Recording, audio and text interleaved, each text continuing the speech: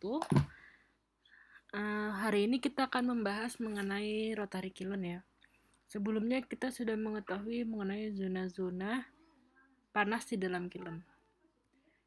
Oke, kalau kalian baca di buku Duda kalian, kita tahu bahwa rotary kiln tuh mulai digunakan di abad 19 ya, pada tahun 1987 ya.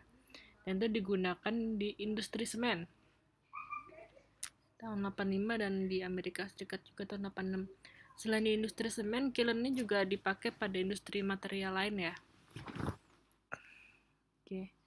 Dimensi kiln ya, pertama kali dengan memiliki diameter 1,8 sampai 2 meter ya. Panjangnya bisa panjang sampai 20 atau 25 meter.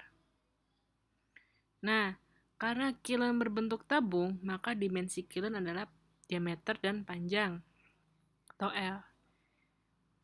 Nah, kalau ini di PT SBI ada kalsinernya ya dengan diameter di kilnnya 5,6 meter dan panjang 84 meter. Ini kalau nggak salah punya Cilacap ya. Mungkin bisa tolong di cross check lagi ya.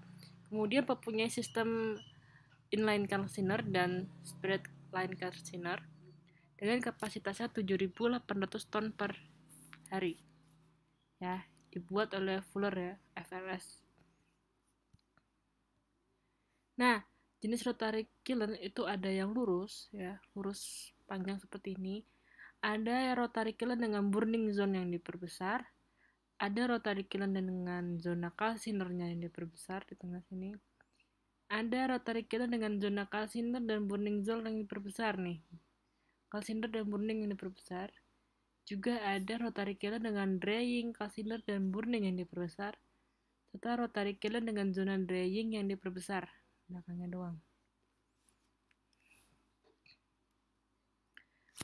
Tujuan dari perluasan zona di dalam kiln ya. Satu, itu untuk memperpanjang waktu tinggal karena semakin besar volume tabungnya, maka semakin lama waktu tinggal dari material tersebut. Kedua, ya, kalau kita lihat ini kan ada perluasan luas area. Jadi dengan memperbesar luas area itu secara tidak langsung dapat menurunkan kecepatan gas untuk perpindahan panas yang lebih baik dari gas kiln ke material. Tapi ada efek sampingnya yaitu jadi waktu pengangkutan yang berbeda dan mengakibatkan aliran material tidak teratur sehingga menghambat operasi kiln ya. Jadi dalam secara teori terkait waktu tinggal, kemudian persebaran panas yang lebih baik, namun juga berpengaruh terhadap pengoperasian kiln ya. Kalau kalian lihat kan di sini ada perbedaan luas penampang ya. Dia harus naik ke atas gini. Nah, ini kalau kemiringannya tidak signifikan, jadi bisa nyumbat di sini ya, ada penumpukan material. Oke, derajat pengisian kiln. Fit membentuk segmen penampang rotary kiln. Ini maksudnya ya. Ini ya maksudnya. Luas segmen ini dengan luas penampang kiln ya, rasio luas segmen dengan penampang kiln dinyatakan dalam persen. Oke. Pengisian. Derajat pengisian kiln berfluktuasi antara 5 sampai 17%. Jadi ini kan luas penampang kiln. Pengisiannya berapa persen? Kalau 50% kan setengahnya gitu. Nah, ini kalau di kiln derajat pengisiannya di antara range 5 sampai 17% derajat pengisiannya. 3 kurva mewakili derajat pengisian 7, 10 dan 13%. Ton per jam ya, dengan kapasitas ton per jam. Untuk rotary kiln dengan diameter 2 sampai 3,5 meter ya. Bisa kita lihat di grafik ini ada ton per jam. Kemudian di sini ada diameter kiln. Oke. Kalau semakin kecil ya, tentunya kalau pengisiannya kecil ya, cuma 7% ya. Cuma 7% lah pengisiannya kecil segini. Maka kapasitasnya juga tidak bisa besar, tidak bisa lebih dari 20 ton per jam. Namun, bila derajat pengisiannya mencapai 10 atau 13%, Kalau 10% dia bisa mencapai 20 ton per jam. Kalau sampai 13% pengisiannya dia mencapai 30 lebih ya ton per jam kapasitasnya.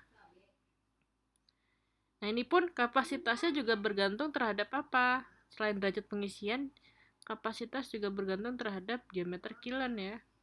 Semakin besar diameternya, maka semakin besar juga kapasitas ton per jamnya. Ya, bisa kalian perhatikan.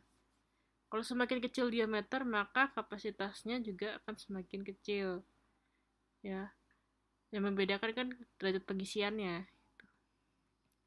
Ya, dipahami ya grafik ini ya. Jadi untuk kapasitas ini ya dipengaruhi oleh apa? Dipengaruhi oleh derajat pengisian maupun diameter kilen gitu. Kalau diameternya kecil tapi derajat pengisiannya besar, kapasitasnya bisa naik gitu ya. Kemudian kalaupun seandainya derajat pengisiannya kecil ya, cuma 7%, tapi diameternya diperbesar ya, maka kapasitasnya juga bisa naik walaupun tidak signifikan. Tidak sesignifikan kalau kita menggunakan derajat pengisian yang lebih besar. Oke ya, dipahami ya. Lanjut. Nah, kilen itu kan tidak hanya lurus ya, tapi dia juga diberikan kemiringan 4% ya, 4-6%.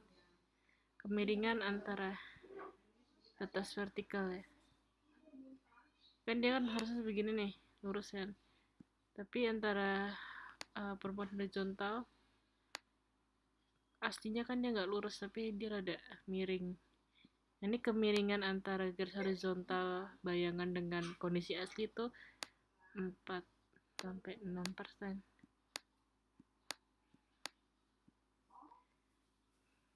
Nah, rotary kiln memiliki kemiringan yang lebih tinggi dengan putaran yang lebih rendah ya. Miringnya semakin besar apabila putarannya rendah. Jika kemiringan kiln lebih rendah, maka putarannya yang makin tinggi. Dibalik aja ya. Kalau seandainya kemiringan kilnnya tinggi ya, maka putarannya yang rendah. Kalau kemiringan kilnnya yang rendah, maka putarannya yang tinggi. Dibalik-balik aja lah. Oke ya. Nah, contohnya nih. Ini perbandingan antara slope dengan derajat pengisian. Kalau slope-nya 4,5, derajat pengisiannya 9. Semakin kecil slope atau kemiringannya, maka derajat pengisiannya bisa semakin maksimal. Oke. Ini lurus ya. Ini slope. Kalau dia miringnya kecil ya, enggak. Misalnya ini 4% slope-nya. 4% slope ya, jelek banget. Maka load-nya hanya 9%. Tapi kalau semakin kecil kemiringannya ya, tidak signifikan, hanya 2,5%, maka load-nya bisa banyak. Ingat, kalau kemiringan slope-nya rendah, maka kecepatannya yang tinggi ya. Kemiringannya. Kalau kemiringannya rendah, maka kecepatan putarnya yang tinggi. Oke. Kemiringan rotary kiln ya, rumus-rumus itu ditentukan oleh Bowman. Kemiringan 5% untuk kiln dengan diameter 2,8 meter. Kemiringan 4% untuk kiln dengan diameter 3-3,4 meter. Kemiringan 3% untuk kiln dengan diameter di atas 3,4 meter. Ini hubungan antara slope dengan diameter. Kalau tadi ini slope dengan derajat pengisian ya. Yang ini adalah slope dengan kecepatan. Jadi slope itu mempengaruhi kecepatan, derajat pengisian maupun diameter ya. Penunjukan kemiringan rotary kiln. Ada 4 jenis sistem pengukuran yang berbeda yang digunakan untuk menentukan kemiringan rotary kiln.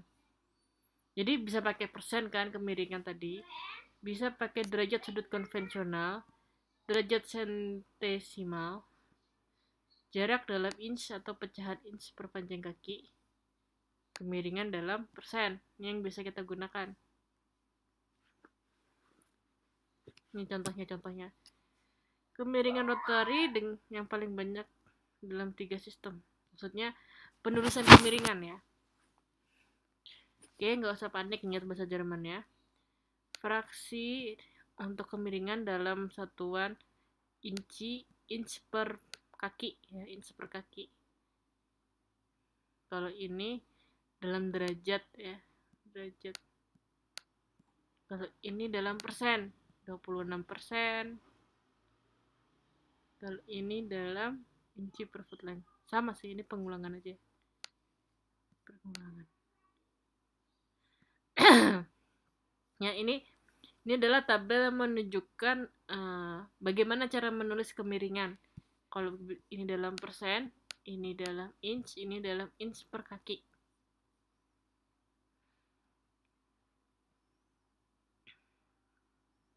Kalau 1/4 inch ya, inch per foot, berarti kemiringannya adalah dalam desimal 1,19%. Menit dan detik dalam desimal. Menit dan detik desimal.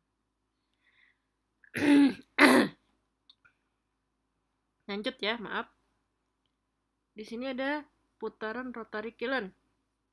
Bila diameter rotary kilnnya di atas atau lebih sama dengan 6 meter, maka jumlah putaran ditentukan oleh kecepatan keliling kiln sel. Nah, kecepatan keliling baru-baru ini ada dalam kisaran 40-70 cm per detik. Jadi dia akan jalannya 40 dengan kecepatan 40-70 cm per detik. Ini revolusi ya, putaran dari kiln, dan ini kiln diameter. Jadi semakin besar diameter kilnnya ya, round per menitnya juga semakin kecil. Nah, semakin kecil diameter kiln, semakin cepat round per menitnya. Make sense ya? Ini kalau semakin kecil jari-jarinya, maka semakin cepat dia berputar dibandingkan kalau besar ya. Kalau besar dia lama muternya.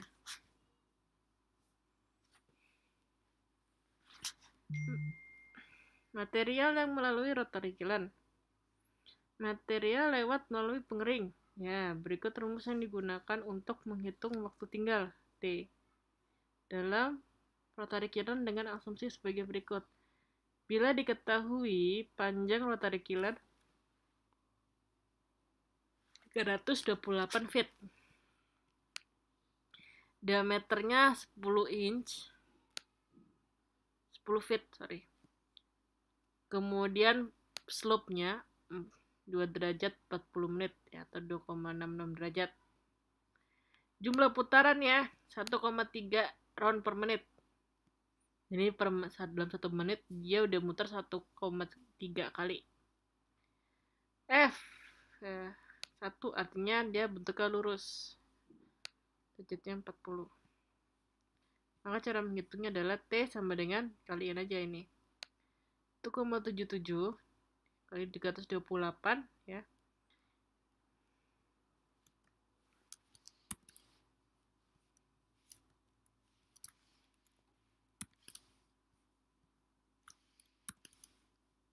Kita akan membahas mengenai waktu tinggal material di dalam kiln. Ini bisa kita lihat rumusnya di buku Duda ya. Waktu ya, T dalam satuan menit.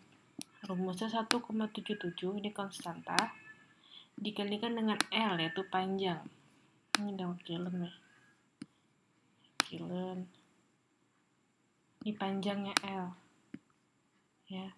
Kemudian akar slope ya, ini akar derajat pengisian. Bisa ingat ya kalau diameter di sini nih. Kemudian sandingan di sini ada fitnya. Ini derajat pengisian. Nah, ini kan tata sudutnya nih. Nah, derajat material dalam kondisi kering ya. Contohnya nih, seandainya 36 derajat misal, maka akar 36 adalah 6, maka nilai di sini adalah 6 gitu ya. P di sini adalah slope dryer. Nah, ini kemiringannya nih, kemiringan slope-nya nih. Kemiringannya.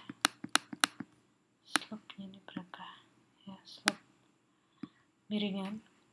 D ini adalah diameter, N ini adalah round per menit, F itu gayanya. Lanjut, contohnya ada material melewati melalui pengering ya.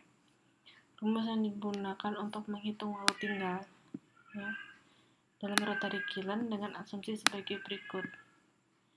Misal diketahui panjang rotary kiln L-nya adalah 328 feet, diameternya 10 feet. Kemudian P-nya adalah 2 derajat ya, slope-nya 40 menit, 2,66 ini slope-nya, ini P. Kemudian round per menitnya 1,3, nilai F 1, kemudian ya artinya dia kiln yang berbentuk lurus, strike kiln. Kemudian ini adalah sudut pengisiannya, 40 derajat. Tinggal dimasukkan ya sesuai dengan rumus yang tadi ini. Maka nilai 1,77 konstanta dikalikan dengan panjang dikalikan dengan akar dari 40 derajat dibagi dengan P ya, slope dikalikan dengan diameter dan nilai RPM per menitnya, maka didapatkan hasil waktu tinggal adalah 106 menit. Lumayan lama ya, 1 jam kan 60 menit ya, 1 jam lebih lah tinggal di sini. Nah, material yang melalui rotary kiln secara umum ada 2 proses yang berlangsung dalam rotary kiln, yaitu proses termokimia dan material passage atau material transportasi material. Ya, termokimia tahu ya, adalah proses kimia yang menghasilkan panas ya. Apa tuh? Delta H D, delta H F. Jadi dekomposisi dari Ca, CO3 terurai menjadi CaO dan CO2. Ya, ini kan dari kiln ya, dekomposisi CaCO3. Nah, proses-proses termokimia ini menyebabkan material melewati rotary kiln dengan kecepatan yang bervariasi. Nah, pada putaran kiln yang konstan, material melewati berbagai zona dengan kecepatan yang berbeda. Contohnya seperti ini. Ya. Ini kalau seandainya preheater ya, dryer, preheater, transition zone, kemudian ada burning chamber dan cooling. Dia mempunyai waktu yang berbeda-beda. Kalau kita lihat ya, ini yang atas ini satuan SI, yang bawah ini satuan British ya, bedanya cuma cm. Oke, kalau seandainya zonanya diameternya panjang, dia luas seperti ini nih, ada pelebaran zona, maka waktu yang dibutuhkan tuh lebih lama ya biasanya ya, per menit. Namun kalau di sini karena dia lebih panjang, kalian perhatikan ya, daerah dryer lebih panjang, maka per menitnya dia jarak material adalah 45,6 cm. Gitu.